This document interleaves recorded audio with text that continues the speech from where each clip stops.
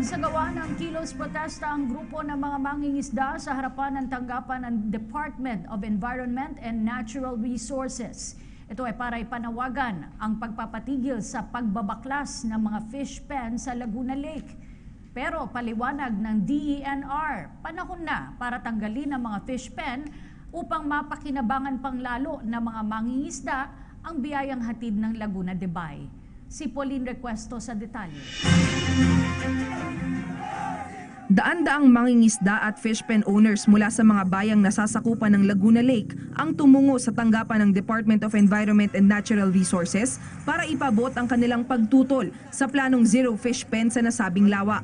Ayon sa mga rallyista, bagamat may sariling fish cages ang mga maliliit na mangingisda, ay malaki pa rin ang naitutulong ng mga fish pen operator sa kanilang kabuhayan.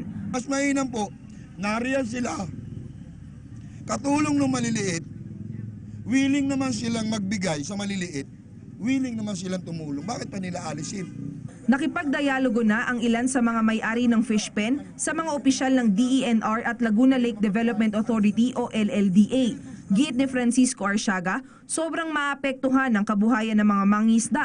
Oras na ituloy ng DENR at LLDA ang zero fish pen policy. Kami po ay dito na nabuhay at lumaki sa Laguna Lake. Kaya po kami ay payag sa i-regulate lang pero wag naman po na zero fish pen. Paliwanag naman ng DENR, napapanahon na para baguhin ang nakagawian ng mga maliliit na mangingisda upang lumago naman ang kanilang kabuhayan at mapakinabangan nila ang mga biyaya ng Laguna Lake. Yung matagal na nilang nakasanayan, baka kailangan magsanay sila na mas marami ang kanilang bahagi doon sa kayamanan ng lawa. Kasi baka naman nasanay lang na naaambunan, pwede naman palang umulan.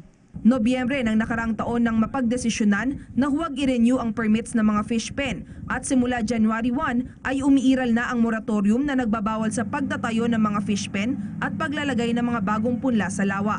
Kasalukuyan ng pinag-aaralan ng LLDA ang mga samahan ng mga mangingisda na pahihintulutang maglagay ng fish pen sa lawa. Ang prioridad, yung mga samahan ng mga mangingisda maliliit. Pero dapat yung mga legitimate at yung talagang ang pinaglalaban karapatan ng maliliit. Tiniyak naman ni LLDA General Manager Joey Medina na pagkatapos ng isang taong pagpapatupad ng moratorium ay tutulungan ng pamahalaan ang mga maliliit na mangingisda sa kanilang kabuhayan. Para sa PTV News, Pauline Recuesto.